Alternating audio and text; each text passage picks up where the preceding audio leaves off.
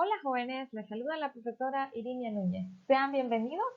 En esta oportunidad vamos a continuar con nuestra clase de Biología 1. Este es el primer tema del folleto, el cual trata acerca de las ramas de la biología. Como ustedes recuerdan, el fin de semana anterior, el único trabajo que ustedes debían realizar era la guía diagnóstica, que tiene un puntaje solo con el hecho de que usted realice su diagnóstico, independientemente de la calificación que obtenga, pero sí es obligatorio que ustedes lo realicen. Bien, para continuar entonces con la temática, trataremos acerca de esto de las ramas de la biología.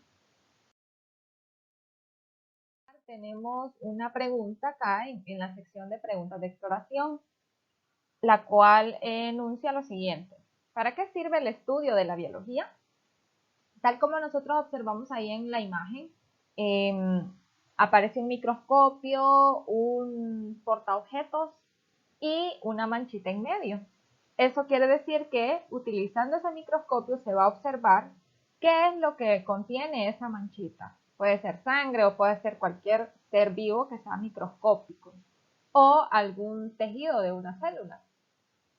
Simplemente con el hecho de tener ese microscopio ahí y ese portaobjetos significa que podríamos nosotros realizar una observación. Entonces, la biología tiene un montón de campos. Empieza también, ¿verdad?, con utilizar instrumentos, implementar la observación para poder hacer algunos descubrimientos y poder explicar cómo es que funciona la vida, qué son los seres vivos, de qué están compuestos.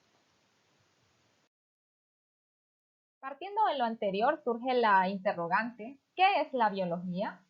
Pues, como ya lo hemos mencionado en ocasiones anteriores, esta siempre sigue siendo una de las ramas de las ciencias naturales y esto se va a encargar del estudio de los seres vivos, tanto de su composición interna como esa composición funciona y permite que un ser vivo mantenga vida. Esta palabra biología está formada por dos vocablos. Uno de ellos es el vocablo bio, que significa vida, y logía, que significa estudio. Por lo tanto, ambos vocablos explican lo que es la biología, es decir, el estudio de la vida.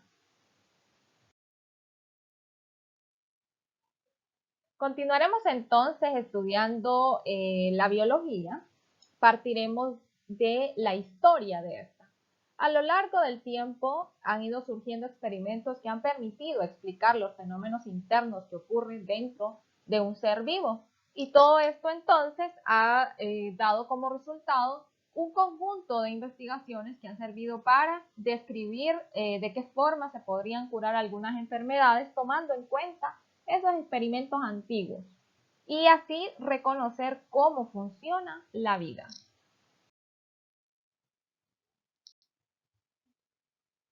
Por ejemplo, Robert Hooke, de 1635 a 1702, realizó algunas observaciones y mediante eso entonces descubrió las células vegetales.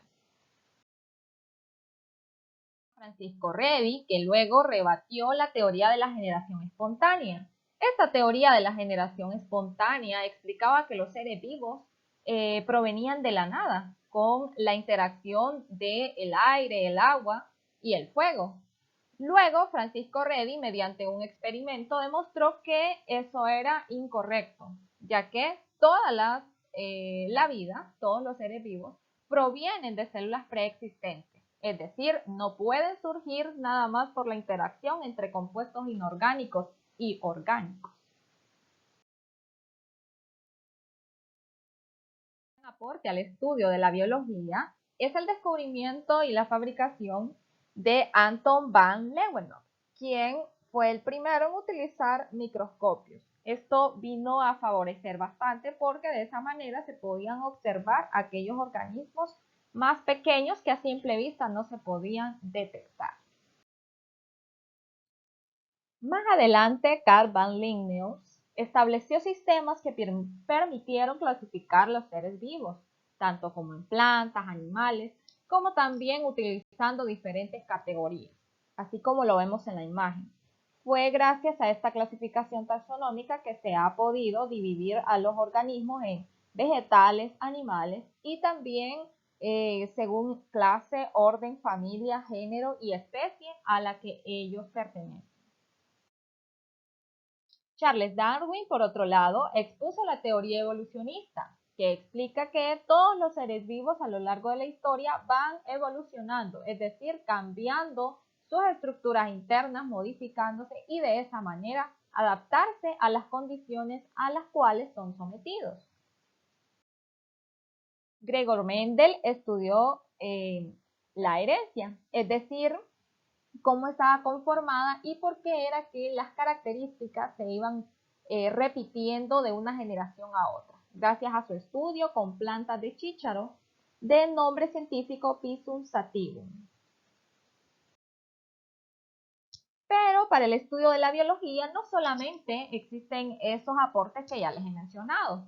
Otros aportes tenemos, por ejemplo, Anton Lavoisier, quien realizó estudios sobre la respiración, fotosíntesis y química de los seres vivos. Por otro lado también está Louis Pasteur. Él realizó el método de esterilización de los alimentos conocido como pasteurización. Más adelante, en 1900, de Vries, Goring, de forma separada, descubren las aportaciones de Mendel, haciendo así la genética como ciencia. Más adelante, en 1916, se confirma la teoría cromosómica de la herencia que ha permitido conocer un poco más cómo están conformados los cromosomas y cómo es que existen enfermedades que pueden ser transmitidas de una generación a otra por medio de estos mismos cromosomas. Más adelante también, Lamarck hizo varios estudios botánicos sobre el origen y evolución de las especies. Thomas Morgan creó mapas cromosómicos lineales y por último William Sutton descubrió que los genes están en los cromosomas y formuló así hipótesis sobre la función de estos en la transmisión de caracteres. Continuamos ahora con las ramas de la biología. Dentro de las principales ramas de la biología tenemos la microbiología, botánica y zoología. En estas imágenes podemos ver, por ejemplo, abajo de la palabra microbiología están unas partículas pequeñitas. Estas están ilustrando lo que son microorganismos, ya que la microbiología estudia los seres que son microscópicos, que no los podemos observar a simple vista. También está la botánica, que estudia los vegetales o las plantas, y la zoología, que se encarga de estudiar los animales. Pero no solo esas ramas de la biología existen. También están, por ejemplo, la bioquímica, que es la relación entre la biología y la química. La química porque estudia la composición de los seres vivos. Entonces ahí la relación entre esas dos ramas de las ciencias naturales. Oncología, que es el estudio del cáncer. Patología, que es la que estudia las enfermedades. Virología, que estudia los virus. Por acá, por ejemplo, tenemos otras tres ramas de la biología. Número 1, la taxonomía, que estudia la clasificación de los seres vivos. Número 2, tenemos ecología, que estudia la relación entre un ser vivo y su entorno. Y también tenemos la fisiología, que estudia las funciones tanto internas que cumplen cada una de las células y tejidos, como también la función del organismo vivo con su entorno. Fisiología es funciones, ecología, relación del ser vivo con su entorno y taxonomía, clasificación de esos seres vivos. Para culminar con las ramas de biología, tenemos la genética, que estudia la herencia, los cromosomas, genes, el ADN, que son moléculas de la herencia. También la anatomía, que estudia la estructura del cuerpo humano y del cuerpo de todos los organismos.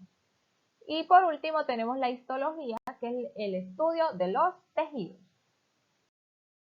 Bien, ya con la información que hemos tratado a lo largo de esta clase, tenemos la asignación número 1. Esta se encuentra al finalizar el tema número 1 de las ramas de la biología en su material o folleto de biología 1. La asignación consiste en que ustedes puedan realizar un mapa conceptual con las ramas de la biología. Entre lo que les pido o solicito que contenga ese mapa conceptual son: inciso A, concepto de biología; inciso B, las ramas de la biología y pequeñas descripciones; e inciso C, importancia de la biología.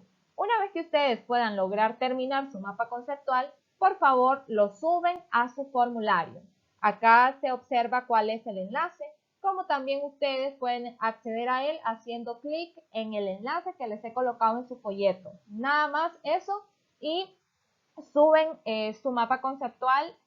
Si son varias páginas, armen un solo PDF para que puedan subirlo. Y si solamente es una página, pues con una imagen basta. Muy bien, eso ha sido todo entonces para nuestra clase de biología del día de hoy. Muchas gracias, hasta la próxima.